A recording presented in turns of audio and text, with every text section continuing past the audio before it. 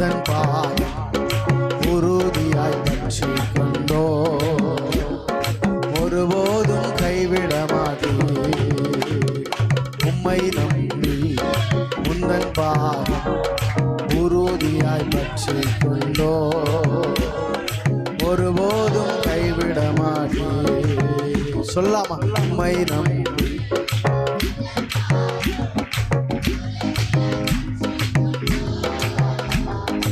ஒருபோதும் கைவிட மாட்டேன். மகனாக மகளாக அப்பா என்றழைக்கும் உரிமையை எனக்கு தந்தே. மகனாக மகளாக அப்பா என்றழைக்கும் உரிமையை எனக்கு தந்தே.